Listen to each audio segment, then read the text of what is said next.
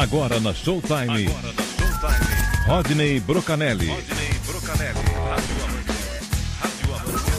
Rádio Amantes no ar. Bom dia, Rodney. Bom dia, João Alckmin, amigos ouvintes da Showtime. Tudo bem com você? Eu vou bem, graças a Deus. E vocês aí? Melhor hoje, melhor com o nosso entrevistado, que só vem a engrandecer a rádio. E para nós é um prestígio muito grande tê-lo conosco aqui hoje. É motivo de júbilo, viu? Muito bem, então. Eu também fico muito contente por ele ter aceitado o nosso convite. Então eu já quero anunciar logo de cara que o nosso convidado aqui do Rádio Amantes no Ar é Edgar de Melo Filho, ex-piloto profissional e comentarista de Fórmula 1 e outras categorias aí do automobilismo mundial, Fórmula Indy, NASCAR, com um grande brilhantismo aí em emissoras de rádio e televisão. É o cara. Como Bandeirantes, exatamente. Bandeirantes, Globo, CBN, extinta Rede Manchete, e eu trouxe ele aqui para a gente falar bastante sobre a cobertura de Fórmula 1 no rádio, né? O Edgar pegou uma época em que se viajava muito aí para cobrir todos os acontecimentos do circo da Fórmula 1, e realmente eu quero agradecer mais uma vez, Edgar. Bom dia, obrigado por ter atendido o nosso convite. Bom dia, Rodney. Um grande abraço a você, um grande abraço a todos os amigos da Rádio Showtime, principalmente o pessoal que está curtindo aí o nosso prime time. Pois é, a alegria é minha.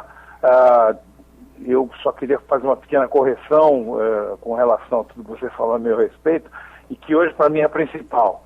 Tudo que você falou, mas hoje aposentado, criando cachorro, porque eu não quero mais saber de dor de cabeça e de problema. Foi uma época muito boa, muito gostosa. Eu vivi assim três épocas totalmente diferentes da Fórmula 1. Vejo ela um pouquinho largada ultimamente, excessivamente informatizada.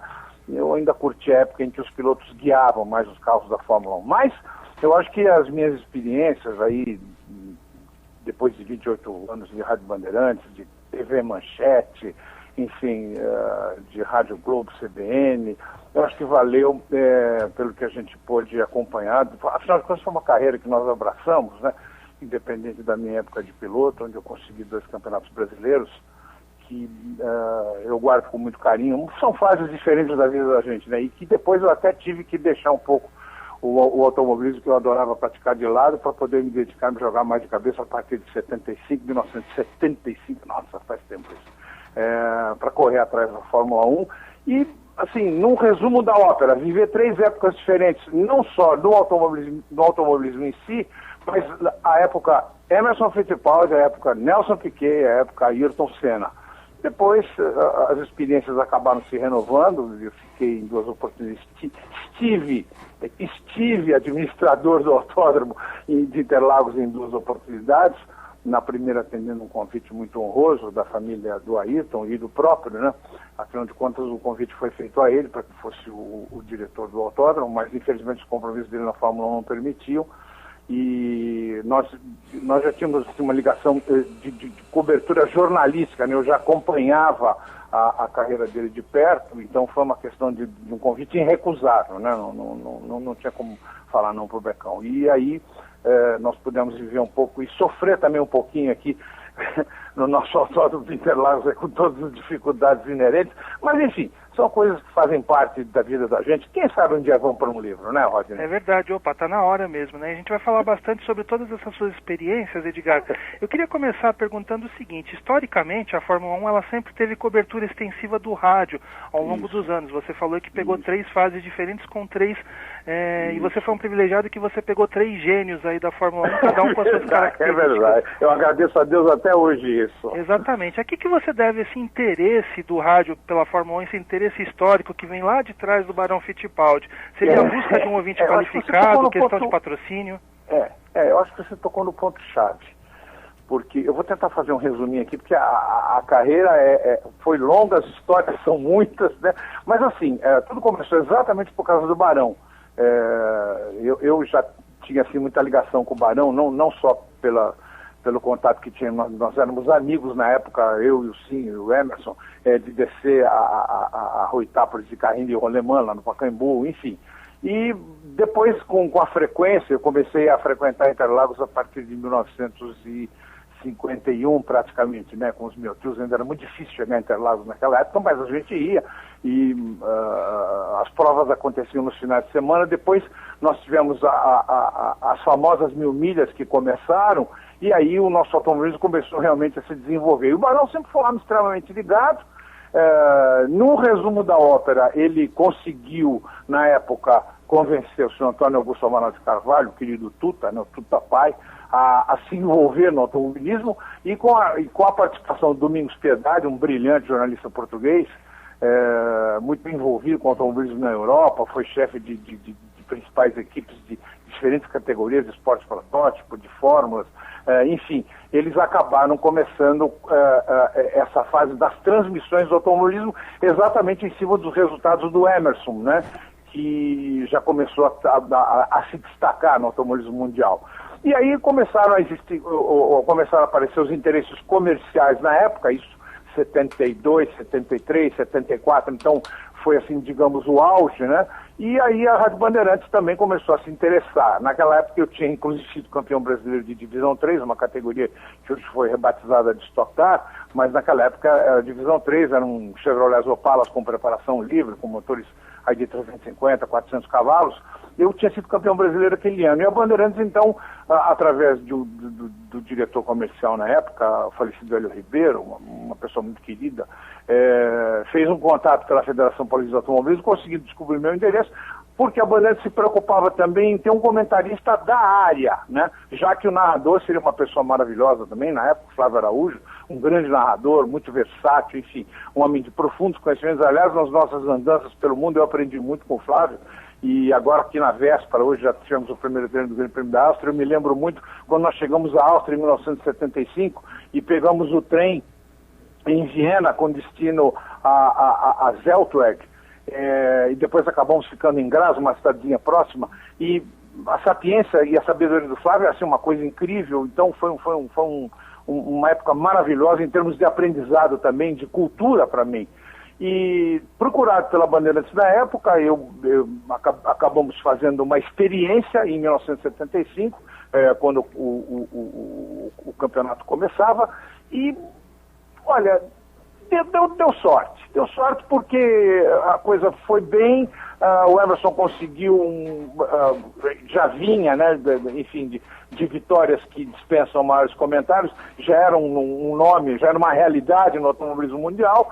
Então isso, a experiência que nós fizemos na Argentina, até por ser aqui do lado, acabou dando certo. Emendamos com o Brasil, a coisa se concretizou, o departamento comercial acabou vendendo bem a temporada. Então, a partir daí, para seguir via África do Sul, mundo afora, foi um começo de carreira, eu te diria, com o pé direito.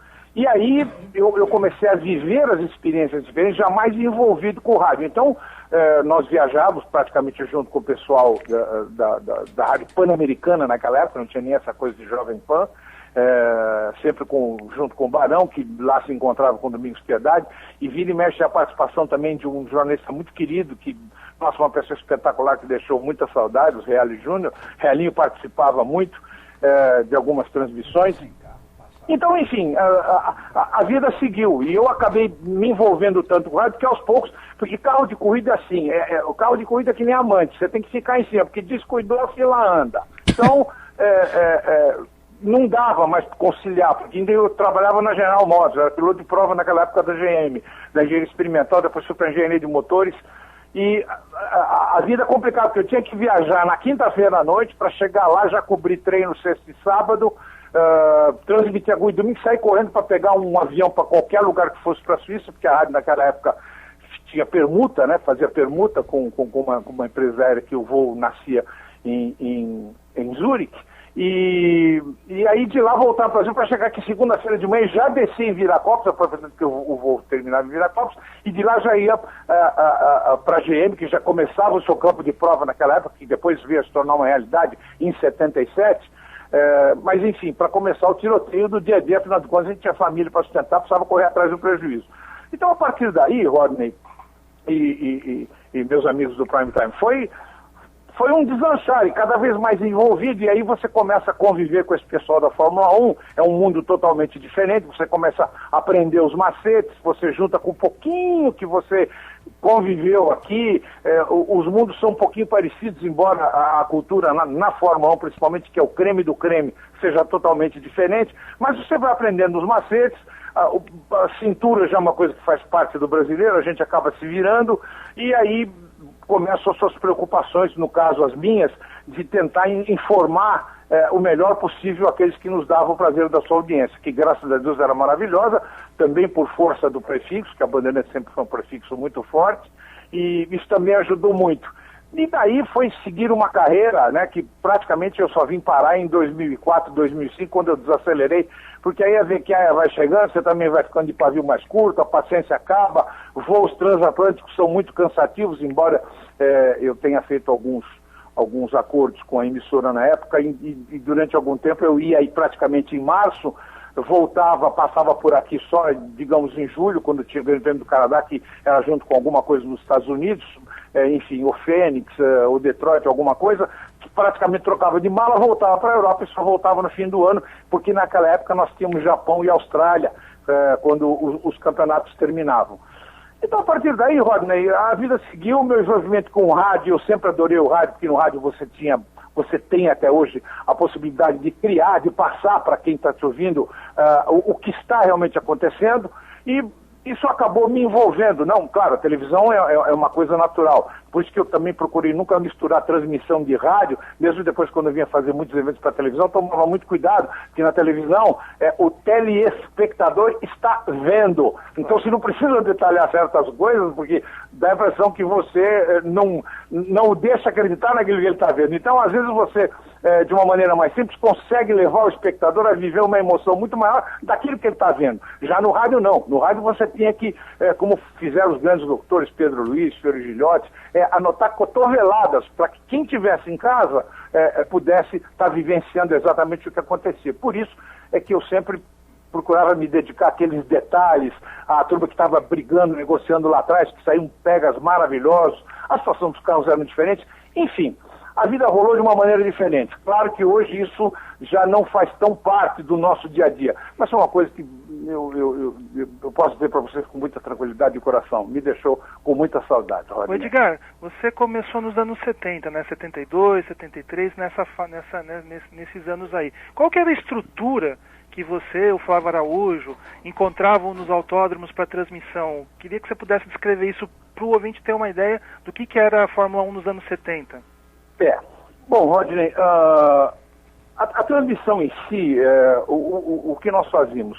Nós fizemos um acerto com a Foca naquela época, né, porque também isso cada hora muda de nome, hoje é FON, já foi FOTA, enfim. A Foca naquela época, sempre do Sr. Bernie Ecclestone, o Sr. Bernie Ecclestone sempre esteve envolvido, uma época com a FIA, brigas à parte, negociações de interesses à parte, você tinha que se dirigir a alguém que tinha os direitos, né, na época.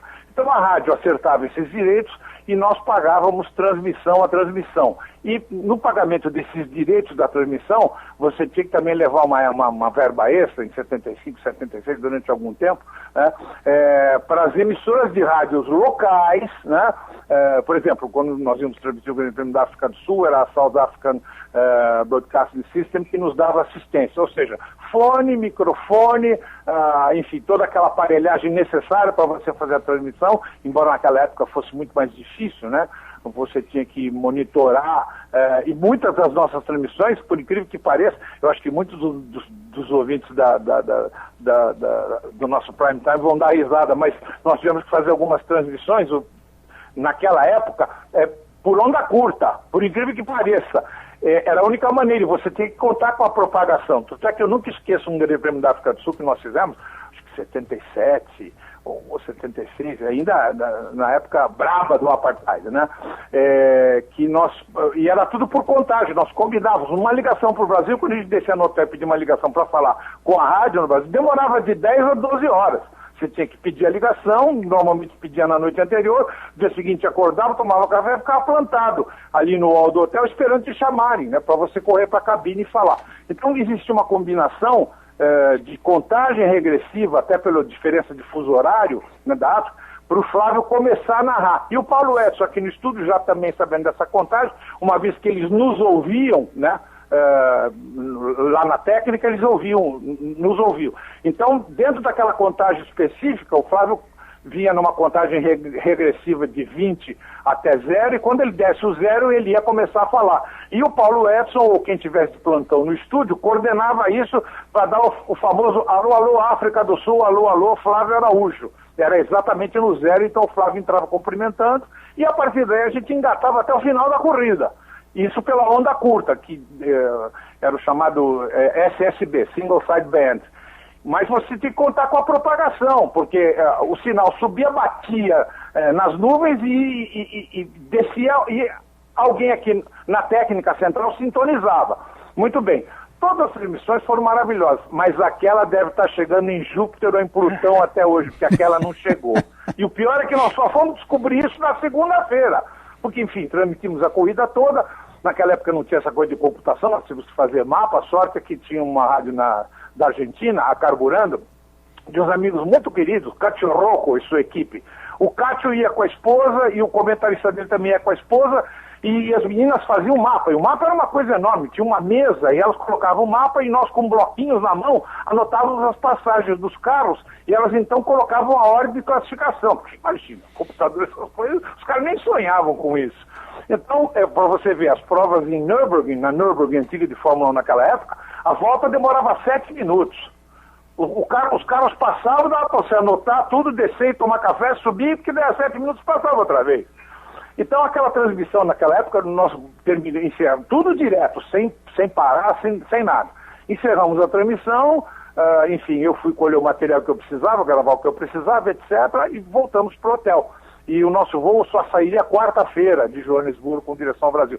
Chegando no hotel, eu pedi a ligação para o Brasil, e na segunda-feira conseguimos falar com, acho que, se eu não me engano, nosso querido Gil Paiva, que era o chefe da técnica central, e ele, infelizmente, não chegou. Então deve estar subindo aí para algum lugar, porque aqui não chegou. Mas era uma coisa diferente, né? Era gostoso, porque no Japão aconteceu coisas engraçadíssimas. Quando teve aquele grande prêmio experimental no Japão, em Fuji, eram 2 satélites, né? Ele subia de Tóquio até Los Angeles, descia em Los Angeles, depois subia de Los Angeles, ia descer em Itaboraí, depois ia por micro-onda para Bandeirantes. Então você imagina o lag que tinha aquilo. Você falava alô, demorava 7 a 8 segundos para o alô voltar na tua orelha. Então era um retardo, um lag natural, até pelas distâncias, né, em relação à velocidade do som, e aí coisas engraçadíssimas aconteceram. Nós vimos, inclusive, uma coisa muito engraçada que eu não esqueço até hoje. O presidente internacional do Rio Grande do Sul pediu para nós: Flávio, posso fazer uma ligaçãozinha? Ligaçãozinha jabá, até porque ela é bem mais barata, né? Então, nós pedimos aí para o operador aqui ligar em Porto Alegre, que ele precisava falar com alguém lá da diretoria do Inter. O clube estava excursionando, e ele colocou o fone, o Flávio coordenou tudo com o operador, passou o fone para ele, olha, ele está discando. E eu sentado do lado com o meu fone fazendo minhas anotações, nós iríamos abrir daí a 20 minutos, enfim, meia hora, e de repente ele, alô, aí deu aquele silêncio, 5 segundos, 6 depois, alô, na orelha dele. E ele, quem está falando? Silêncio. Aí volta na orelha dele, quem está falando? Aqui é o fulano de tal. Aí volta na orelha dele, aqui é o fulano de tal. Aí ele, não, é o fulano de tal, é aqui. Aí começou uma discussão dele com o retorno. Então foi uma coisa, eu não entendi nada, foi uma coisa muito engraçada, ele se exaltou.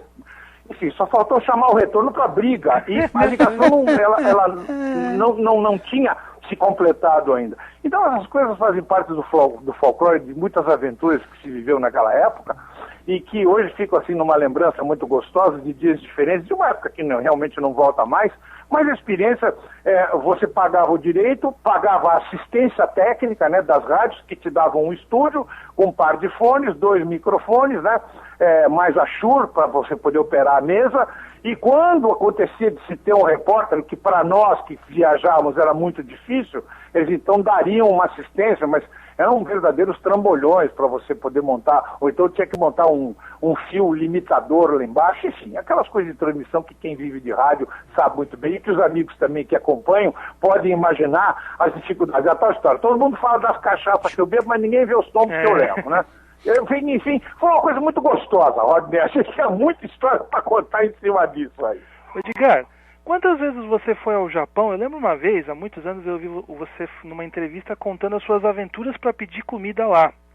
Eu queria que você falasse um pouquinho disso, você, ou o narrador que estava junto com você, o Éder Luiz, o Flávio Araújo. Como é que era se virar no Japão na questão da alimentação? Bom, o Japão é uma coisa maravilhosa, né? O Japão, eu sou fã do Japão, embora com todas as dificuldades linguísticas, que é impossível, né?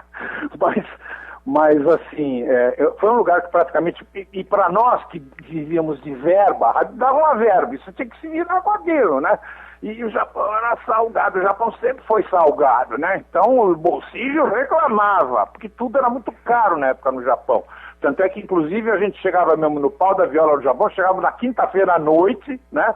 Moídos, depois de 32 horas de viagem, que você tinha que sair daqui por Los Angeles, quer dizer, encarava 15 aqui, daqui até Los Angeles você dormia. Depois de Los Angeles mais 15, ou que o valha, de Los Angeles para Tóquio, você não conseguia dormir, porque você já tinha dormido no equivalente à sua noite. E aí não adianta tomar Dormonide, você ficava vendo filme. Conclusão, você chegava lá de noite para madrugada, quer dizer, começando o dia para você, moído. Não dormia por causa do fuso horário, chegava na pista morto. Então, e outra assim, 12 horas, 13 horas de fuso horário, amigão, desarruma tudo. Você não faz ideia o que desarruma. O troninho amigo que você está acostumado às 8 horas da manhã vai bater 9 da noite quando não bate na hora errada. Não era nada disso, enfim. E ela sempre foi um lugar muito gostoso. Nós ficamos, cada grande prêmio que eu fui, eu acho que nós só repetimos 2 vezes numa cidadezinha próxima, sul. E o resto a gente, ou ficamos em Yokashi, uma ocasião ficamos em Suzuka mesmo, enfim, a gente descia em Tóquio, daí pegávamos o trem-bala, né? Fazíamos uma bela perna aí de 1h30 de trem-bala, que dava equivalente a 500 quilômetros, mais ou menos 400 quilômetros. E depois pegávamos um famoso trem pinga-pinga, que ia parando nessas estações, Tsu, Yokashi, Suzuka, etc., onde estava alta. Sempre teve um parque muito bonito. Então, o nosso retorno, a nossa passagem sempre estava marcada para domingo à noite. Acabou o Grande Prêmio, vaza. Como normalmente a gente tinha que ir de lá para a Austrália, que não dava para voltar e nem compensava, então a gente já saía correndo para o aeroporto, pegava o famoso pinga-pinga de volta, né? E daí pegava o trem-bala para poder pegar um avião e aí ou ir para Sydney, ficar em Sydney, ou parar em algum canto aí barato, né? A Indonésia sempre foi um lugar muito barato. Então, você sempre teve hotéis ou pensões assim muito baratas que dava para você ficar, pelo menos matar aquela primeira semana. Ou então ia para Sydney, ficava em Sydney, já em alguns lugares que jornalistas australianos nos indicavam. Aliás, depois em Adelaide me indicaram uma casa de uma família maravilhosa, que eu depois passei a ficar lá na casa da família. Enfim, o Japão tinha suas particularidades. O problema de comida, de cara você tinha que... na época, eu não sei como é hoje, mas essa história, no Japão todo mundo fala inglês, não fala. Não é bem assim. Na Central Station de Tóquio, para você conseguir uma informação em inglês, é complicado. Tem aquela coisa de binário, sai 500 trem-bala por minuto para o mundo, sai trem-bala para Marte, e para você acertar o binário onde ele vai sair, você tem que apelar para o seu inglês macarrônico. O problema é que ninguém fala, era difícil numa estação central principal de Tóquio você achar uma pessoa que falasse inglês, para te dar uma informaçãozinha básica, né? Mas isso posto, também no hotel, as coisas eram muito na base do sinal. Eu me lembro que o Éder Luiz, uma vez, para conseguir uma caixa de fósforo, foi um inferno. Ele tinha que imitar um palito riscando no fósforo, e o rapaz muito atencioso, que não entendia, e ele, I need match, era o fósforo riscando na cara. Olha, uma complicação, mas uma coisa muito gostosa, porque todos os grandes prêmios do Japão sempre foram extremamente bem organizados. Em tecnologia. Para começar, que você já entrava no autódromo, você já ganhava uma máquina fotográfica. Entrou no autódromo, ganhou uma máquina. Eram umas caixinhas que tinham 25 ou 30 chapas que você já ganhava de brinde, né, dos fabricantes. Um parque maravilhoso, uma organização perfeita, e para a época era uma coisa que sempre chamava atenção. E a nossa volta, como sempre foi no domingo à noite, às vezes, porque andar por cima da terra no Japão é complicado. Nem perca seu tempo, porque você vê, minhocão lá tem lugares que tem de 3, é empilhado um em cima do outro, e parado. Ler jornal japonês é impossível, realmente, me desculpe, não dá, é uma coisa só deles, pessoal deles. É a mesma coisa que você leva 2, 3 dias para se adaptar ao fuso, né? Até porque você, na primeira noite, às vezes você até dorme, você está cansado, mas na segunda você acertou seu sono, aí você inverte, você troca o dia pela noite. Então, no dia de ir embora, na hora de ir embora, é que você começa a se acertar. Ainda bem que a gente ficava do lado de lá, ou seja, de lá para a Austrália, ou enfim, para a Indonésia, para qualquer lugar que você fosse, você estava já confuso, invertido, que é do outro lado do mundo. Mas um dia não deu, nós pegamos um trânsito terrível, por mais que o motorista tentasse, nós perdemos a hora do voo, e já tinha algumas complicações, já tinha algumas barreiras antes de você chegar no aeroporto, enfim, perdemos a viagem. E eu voltei então para Tóquio, tivemos que, vamos dormir aqui, conseguimos um voo para o dia seguinte, e foi uma experiência engraçada, porque é um box mini com um tubo, você entra no tubo para dormir, não tem direito a café da manhã, e você vê, naquela época custava $120 só para dormir. E assim, tem um lugar estreitinho para você pendurar sua roupa, um lugar menor ainda, que era um pequeno banheirinho com vaso, e um retângulo que você entrava dentro dele para dormir. E lá na ponta do outro lado tinha alguns botões para você regular a temperatura, para não precisar de cobertura, essas coisas, você aquecia mais ou menos, enfim, você regulava o seu gosto. Uma pequena tela de televisão, porque é impossível, né? Você assistir, nem adianta ligar, porque você não vai entender nada. Pelo menos lá não existia aquele cabo para você ter algumas opções em outras línguas, ou uma TVE espanhola, ou algo parecido, né? Mas foi uma maneira diferente de dormir. E assim, você paga adiantado e é só aquela noite, paga por noite, não adianta você pagar 2, 3, não. Você paga aquela noite, porque aquilo vive lotado, porque o pessoal usa muito aquilo, eles usam muito aquilo para negócio. O cara chega, entra, dorme, pega, vai embora e faz as coisas que tem que fazer e vai embora para a cidade dele. Ô Edgar, oi. Quem está te mandando um grande abraço aqui é o Oi. Marcelo de Sena. E eu queria prestar uma homenagem a você vai lembrar muito disso. Posso? Por favor. Vamos lá, Fufunha. Bom, Emerson Fittipaldi é um cara muito tímido, é um cara que não gosta de onde tem muita gente, não se sente à vontade, é um corredor de automóvel.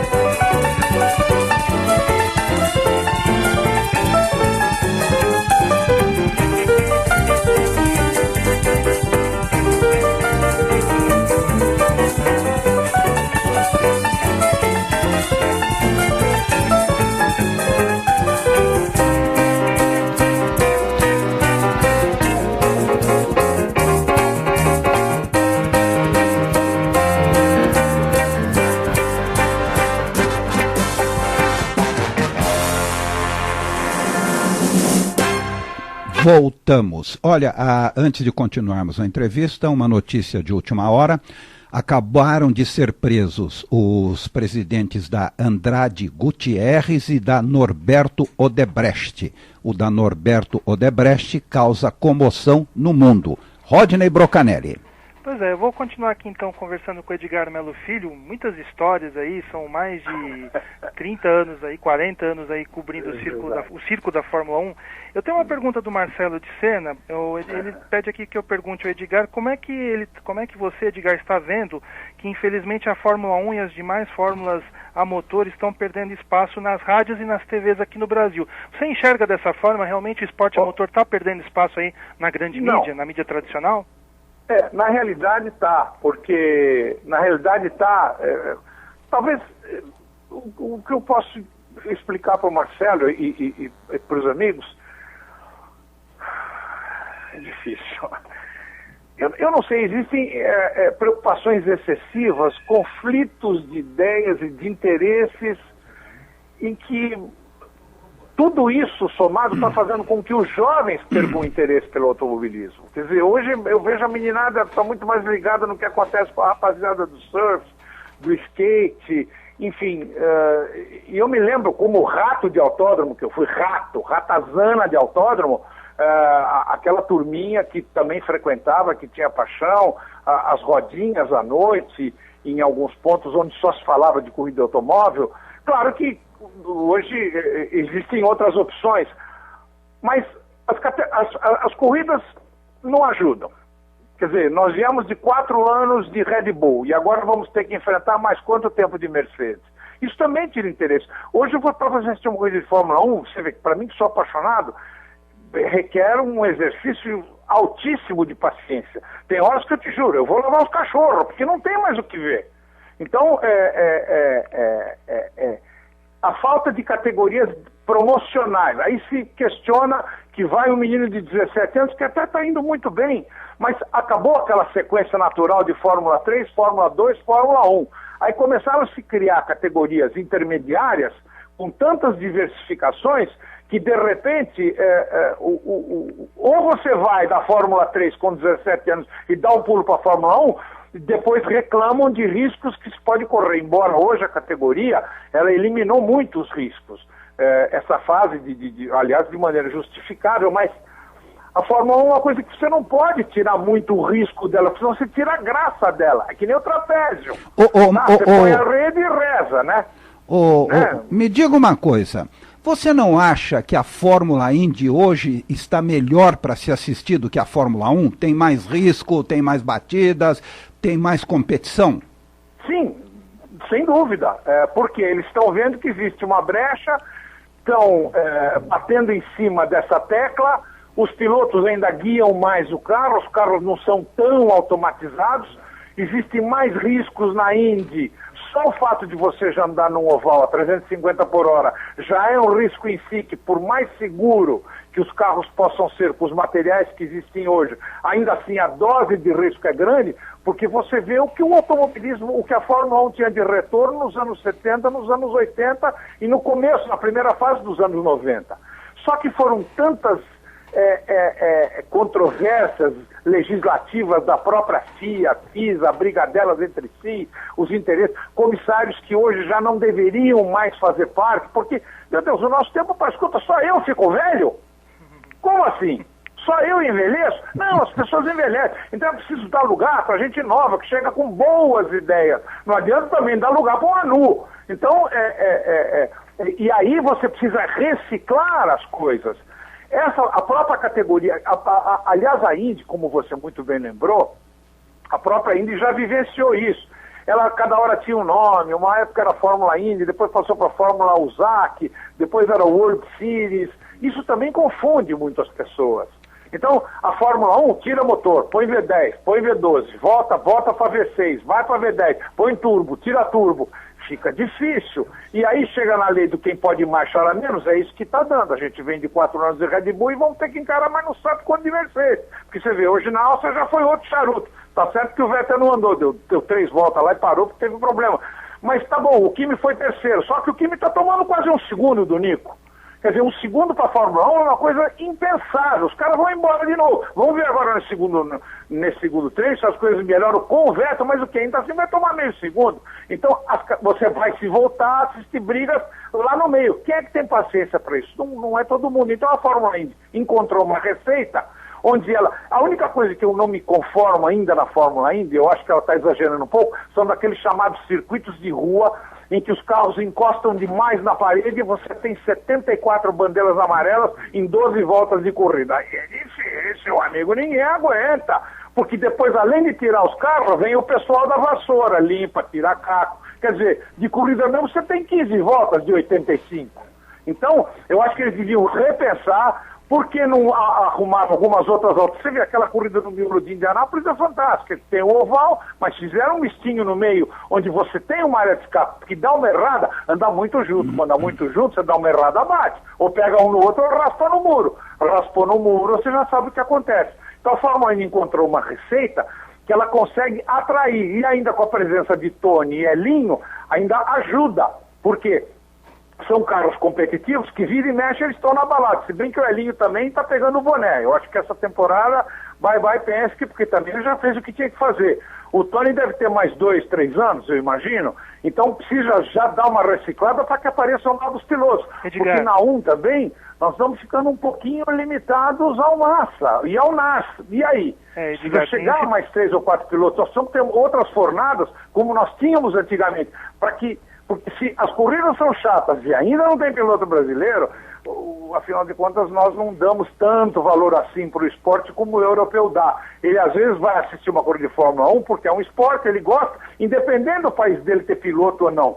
Então a gente precisa tomar alguns cuidados, e o seu Bernie é o maior responsável, porque a primeira coisa que ele precisa fazer é já arrumar um substituto à altura. E também, se o Bernie bobear, a hora que ele for, e ele sabe que ele já está na marca do pênalti, né? A hora que ele for, quem vai ficar no lugar dele? Será que, independente de fazer essas lambanças que às vezes ele faz, mas a Fórmula 1 foi o que foi graças ao Bernie, que criou toda essa situação. Só que agora, com a intervenção da FIA, com algumas medidas erradas que tomou ao longo do tempo, a categoria acabou chegando nesse ponto que quem gosta está achando as corridas chatas. Você imagina quem não gosta. Edgar, você tocou num ponto interessante, né? Onde estão as categorias de base de pilotos brasileiros? Acabou. A CBA é engraçado. A Operação Lava Jato podia chegar na operação, acelera que eu, pé embaixo, para chegar também fazer uma limpeza na CBA. Porque é inacreditável, nós não temos. A única que se tentou fazer aqui, que foi aquela do Massa, e que infelizmente não deu certo. Além da CBA não ajudar, ainda teve o outro problema dos pais, porque segurar a molecada você consegue, tá? Meninadinha de 17, porque muitos deles chegam num ponto no kart que já não cabe mais no kart. Então o preparador do kart sabe que vai ter o menino por 3, 4, 5 anos, depois o menino vai embora, porque o menino cresce. E aí ele vai aonde? Aí vai para estoque? Não é uma categoria para molecada. A molecada precisa, se o pai puder apoiar, ou o menino tiver suporte para tentar outras categorias de forma, tem que usar esse momento da juventude dele, porque a hora é essa. Ele, por falta de opção, não tem hoje mais para onde ir. Aí tem que se jogar na Europa, cair numa pauleira, chega lá sem experiência nenhuma, e claro que as dificuldades são muito maiores, e nem todos, espiritual ou fisicamente, acabam se adaptando. Quer dizer, é diferente do Emerson que foi para lá para lavar meia. É diferente do Emerson que foi para lá para dormir do Piquet, que ia para lá para dormir na Kombi. O próprio Ayrton, no começo da carreira dele, passava por dificuldades que ele jamais passaria aqui. Mas isso é natural. E outra, quando você está num galinheiro alheio, você é galinha. Você tem que se adaptar ao que você está vivendo naquele momento. Então a FIA nunca se preocupou com isso. E a CBA muito menos. Então o que acontece aqui? Agora parece que tem uma categoria lá no Sul que está querendo vingar. A gente fica numa torcida desgraçada, porque hoje o automobilismo brasileiro vive do quê? Vive da Stock Car e mais 2 ou 3 categorias que promovem quem? Difícil. Aí quem tem chance de ir para a Europa chega lá sem experiência nenhuma, para tentar ganhar num tiroteio de uma molecada que já vem de N categorias de Fórmula, já ganhando experiência. E aí o menino, se não der, porque o problema da escolha da equipe é outra coisa, porque quando você tem muitas opções, a pessoa não vai para analisar o pacote que te oferece.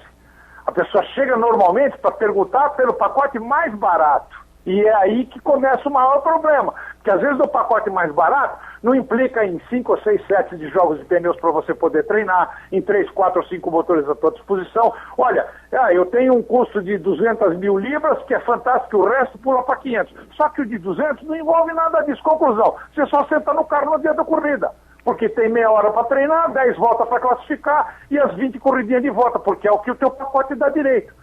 Se você pula para um pacote onde porque você precisa treinar, você precisa se familiarizar com o carro tem que ser uma extensão do seu corpo, você tem que se envolver com a equipe, com o seu engenheiro que está ali, que ele vai ser o seu engenheiro, é ele que vai trocar ideia com você para acertar o carro do jeito que você quer. A língua é uma outra barreira. Então você vê, vai acumulando, vai pingando, uma hora o copo transborda, Rodney. É verdade. Edgar, eu queria também falar um pouquinho da tua carreira. Você também chegou a fazer futebol pela Rádio Bandeirantes, você foi comentarista. Como é que deu essa transição e por que você não ficou no futebol também? Não, na Bandeirantes eu peguei uma época do faz tudo, né? Antigamente aqui se chamava de líbero. Eu não sei, o futebol cada hora muda, cada hora assim, uma novidade, mas na realidade todos nós temos que ser uma espécie de líbero, você tem que fazer tudo, e como por exemplo eu viajava muito, a rádio aproveitava muito, já que você está, fiz até jornalismo, fiz matérias com o Delfim em Paris, enfim, fiz matérias com a Zélia, e estava lá mesmo, né? Então aí o jornalismo te usa, e aí vai. E no esporte, até um pouquinho antes da gente começar com era show do esporte, com o Luciano do Vôlei, já existia isso, né? Só que era sob uma outra direção. Que isso, na realidade, foi criado por um jovem dinâmico chamado Reinaldo Campelo, que bolou na época, em 83, essa sequência de atividades esportivas. Mas depois, muitas vezes eu ia, por exemplo, para os Estados Unidos, quando nós começamos a fazer a Fórmula Indy, por exemplo, na época do Emerson, o Emerson estava na 7-Eleven, ele começou, você vê, pagou pela boca porque disse que não quer correr de Indy, né? Mas você não pode, cuspiu para cima até na testa, sócio, não tem erro. Então, e às vezes tinha, por exemplo, uma ocasião, eu fui para fazer uma prova em Michigan, e tinha uma luta do Chiquinho de Jesus em Atlantic City, uma luta de boxe. E numa outra também, eu estava indo para fazer uma Fórmula ainda e tinha uma mundial enfim, meu Deus do céu, como chama esse bendito esporte? Handball, muito bem. Em Manaus, eu não tinha nem ideia para que lado ia a bola no handball. A minha sorte é que quando eu peguei o avião aqui, para ir para Manaus, essa seleção foi no mesmo voo. E por sorte, tinha um lugar do lado do técnico, eu sentei do lado dele para conversar um pouco com ele. Me apresentei, você que vai fazer? Pois é, eu falei para ele, sou Shazam, né? Ele falou, não, mas eu acho que vai te dar uma mãozinha aqui. Mas o que aconteceu? O rapaz que inclusive era o capitão do time, tinha torcido o pé no sair de casa de manhã e estava fora do jogo. Salvou a minha vida. Eu peguei o rapaz para comentarista, que na realidade o que eu fiz? Eu falei, bom dia e até logo, passei a bola para ele, eu não entendo. Se eu não entendo, eu vou falar abóbora. E o cara que está em casa não tem nada com isso. Mas eram políticas que as empresas já adotavam para baratear aquelas coisas que, enfim, fazem parte do dia a dia. E não adianta, não tem que reclamar, você tem que fazer o que te manda, ainda mais nessa fase, né? E como dizia o querido Chico Anísio, o salário, ó. Mas, enfim, foram experiências. Essa do futebol, por exemplo, foi uma convivência maravilhosa que eu tive com o Pedro Luiz, um grande, até porque eu tive a honra de ficar amigo de uma pessoa muito querida, o seu Mário Moraes, que foi uma dupla maravilhosa no futebol, Pedro Luiz e Mário Moraes durante tantos anos, e depois mesmo da Bandeirantes com o querido Fiore Gilhote, enfim, Luiz Augusto Maltoni, o senador Mauro Pinheiro, Darcy Reis, enfim, amigos maravilhosos que eu tenho muitas saudades porque aprendi muito com eles, me ajudaram muito, e essa experiência foi para a TV. Então, foi um campeonato paulista que foi vendido, e o Pedro era o comentarista e eu era o narrador dele. Depois nós invertemos um pouco, ele narrava e eu comentava, mas assim, sempre foi do enfoque, Rodney, do ponto de vista do torcedor. Eu nunca gostei de me aprofundar, porque Para mim, essa história de se aprofundar é muito futebolês. E eu acho que muito futebolês para muita gente não sabe, não adianta ficar no 4-4-2 ou no 3-3-9 ou 5-5-3-2-9-4, isso é número de telefone. Então é assim, atacou ou não atacou? Tem buraco na defesa ou não tem? Bobeou, sentou, porque os caras vão lá e marcam. Você viu a palhaçada que foi o jogo contra a Colômbia? Opa! A Nova Escola levamos um charuto, matava na cara. Quando se depende só de um, o cara tá com um processo monstro lá na Espanha. Quando você perde 10 mil reais, você já imagina ter que devolver 40 milhões, 50 milhões. Quer dizer, então a cabeça do menino, porque 23 anos é um menino, e outra, tá tudo nas costas dele. O garoto enche a orelha de brinco, enche de tatuagem e é nóis. E a cabecinha, ajuda? Não sei. Aí tá nisso. Aí a culpa é tudo dele, só que também é a tal história da cachaça. Ah, bebe demais, mas não vê os tombos que leva. E quantas vezes ele segurou o rojão pra gente? Quer dizer, então é muito fácil você criticar. E o futebol, pra mim, eu sempre vi como um torcedor que ia no campo desde moleque. Embora sempre tenha sido São Paulino, eu morei em Santos muitos anos, praticamente me criei lá em Santos São Vicente, e vivia lá na Vila Belmiro, porque todos os meus tios eram torcedores do Santos. Eu vivia, e pegando o começo da era Pelé, querido José de Mirandozito, que faleceu agora, Dorval Álvaro, Pazão Pelé, Pepe, um time fantástico, Bengalvio, um time fantástico, o Gilmar do Santos Neves, enfim. Eu me acostumei a ver esse tipo de futebol, por isso que eu estranho hoje, o choque na minha cabeça é monstro. Então, depois fomos fazer também alguns jogos, fui fazer jogos pan-americanos em Caracas, na Venezuela, e aí Rodney, você tem que se virar, a rádio manda fazer, você tem que fazer. E aí entra o seu eu. Pô, eu preciso correr, ler, conversar com quem é do ramo, pegar um comentarista bom do ramo, para que o cara em casa tenha um retorno, para que ele, se ele não tem tanta profundidade de conhecimento, ele possa entender o que está acontecendo. Mas assim, sempre na condição de narrador, porque eu sempre achei que narrador narra, comentarista comenta. Não adianta o narrador querer comentar, que vai dar pedrada, escapa, você sabe que escapa. Então assim, cada um na sua é uma beleza. Quem ganha? Quem está em casa, ouvindo ou vendo.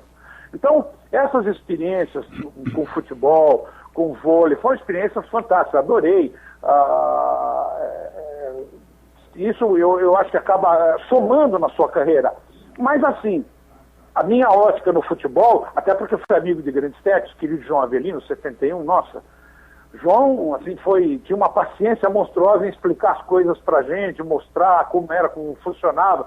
E assim, tem histórias do João, assim, que eu acabei vivendo, que dignas de um livro, assim, coisas inacreditáveis, só João Avelino mesmo, coisas eu falo o Vanderlei, o Vanderlei Luxemburgo, o querido Vanderlei Luxemburgo é aprendiz de feiticeiro na frente do João Avelino, que eu acho que é o mestre dele.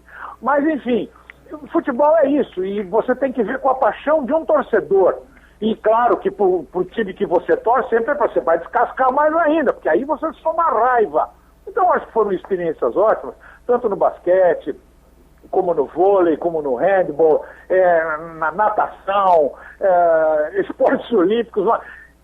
Tudo isso, Rodney, valeu, porque são coisas que ficam na lembrança. Ah, mas e se você tivesse que fazer de novo? Sem dúvida, eu partiria. Talvez com um pouquinho mais digamos, de hora de voo, pudesse ter me preparado, mas de uma maneira diferente, mas que eu faria tudo de novo, sem dúvida, Rodney, faria assim. Edgar, a gente está encerrando aqui, nós estamos chegando ao final do programa. Antes de mais nada, eu quero te agradecer pela disponibilidade, pela paciência, pelo belíssimo depoimento que você deu. E eu queria saber o seguinte, então hoje você está totalmente aposentado, então... Ah, sim. Não, chega uma hora você também tem que entender que, né, chega na hora também de desacelerar um pouquinho, né? E o governo ainda querendo te dar trança-pé com a história da aposentadoria aí, eu ensartei. Mas a gente precisa cuidar um pouquinho da família, né? E para quem principalmente voltava para casa para trocar a mala, sendo que 4 vezes eu encontrei as malas na porta, né? Porque a fila anda, né, só se não tá aqui. Mas aí quando chegou na quinta eu falei, não, agora eu vou cuidar da família e dos cachorros. Então, e aí, mas isso faz parte da carreira da gente, você vê, não vi meu filho crescer, isso vivia fora. Tem o outro lado, né? Tem o collateral damage, isso não tem jeito, mas faz parte. Mas o importante é que está sadio, está forte, boa cabeça, já tem 43 anos, está tocando a vidinha dele, uma norinha muito querida, e eu acho que o nosso dia a dia é muito importante pelas coisas que a gente faz. Eu acho que a minha contribuição já foi dada. De vez em quando eu aceito um convite como o de vocês, que é uma coisa gostosa para matar saudades. Lembranças são boas. Às vezes eu fico até com medo de querer comparar épocas, porque o jovem vai dizer, o Edgar tá velho, tô mesmo. Mas eu morro de saudade das coisas que eu vivi no meu tempo. Porque eu sempre falei pro Edgarzinho, filho, você deu um azar, porque eu com 14 anos subi em árvore com estilingue no pescoço e brincava de pegador. Mas, enfim, foram outros tempos. Mas, enfim, eu procurei viver intensamente, porque acima de tudo, Rodney, o que eu posso deixar para você, para os ouvintes, enfim, para todos os amigos, faça o que você gosta na sua vida. Levante com tesão, com vontade. Não importa que seja 3:30 da manhã ou nem durma, mas saia para fazer uma coisa que você gosta. Eu disse, mesa nunca vai me pegar na vida como nunca me pegou. Não me pegou moço, vai pegar velho. Então, o importante é você levantar para fazer o que você gosta. Não faça nada obrigado. Ah, quero que faça. Não quer nada. Você que tem que querer. E faça as coisas que você gosta. Lute por isso, porque realmente é compensador, vale a pena. Hoje, com 70 anos de idade, eu olho para trás, eu só posso olhar para o céu, para Deus e dizer, valeu, chefe. Olha, eu quero dizer a vocês, quem manda um grande abraço também, Amos Tizoni Maia, meu primo de Paris, Miguel Magrini de Mogi das Cruzes, todos elogiando a você. Muito obrigado, gente. Um grande abraço muito querido a todos vocês, obrigado pelo carinho, viu? E os meus mais sinceros agradecimentos à Rádio Showtime pela lembrança, o pessoal do Prime Time. E a vocês aí do estúdio que me deram um suporte maravilhoso, né? Um carinho pra vocês, muito obrigado. Obrigado. E sempre que precisarem, o velho tá aqui, pau na máquina. Ah, vamos lá, pô, vamos sempre. Grande abraço, Edgar. Tá bom, gente. Muito obrigado, um bom final de semana pra vocês aí, com bastante frio, que é melhor que calor, e com um pouco de chuva, porque não há represa que aguenta. Um abraço, Edgar. Outro, gente. Obrigado, tchau. Um abraço, Edgar. Grande abraço. O Rodney, que entrevista, hein? Maravilhosa Parabéns, entrevista, hein, Rodney? Parabéns, Rodney. Foi uma grande escolha, cara. Uma grande escolha. Parabéns. Parabéns, eu estava pensando nisso, deu certo, deu tudo certo agora. Muito e eu bom acho que mesmo. A gente tem aí um belo depoimento aí para os arquivos da Showtime, para o Rádio Amantes no Ar, enfim. Olha, e sensacional. a Eliciane Alves, nossa colega aqui, jornalista, que faz o programa dela aos domingos, Celebridades em Foco, meu abraço ao entrevistado, parabenizando o Rodney pelo bate-papo. Também deixar um abraço aqui para o Luiz Wagner Machado, fazendo vários elogios aqui ao Edgar Melo Filho. Ele fala aqui da experiência, né? Realmente falta gente com experiência aí para falar de outros esportes também. Rodney, um abraço para você e até sexta. Até sexta que vem, então. E hoje... abraço, não esqueçam, radioamantes.wordpress.com. Antes de terminar, para que os nossos ouvintes não reclamem, alguma coisa do Cantinho do Abreu? Opa! Hoje nem precisa, né? Hoje nem precisa. Um abraço para você. Abraço! Abraço, Rodney. Obrigado, querido. Abraço, Rodney. Termina mais uma audição do Prime Time. Yes.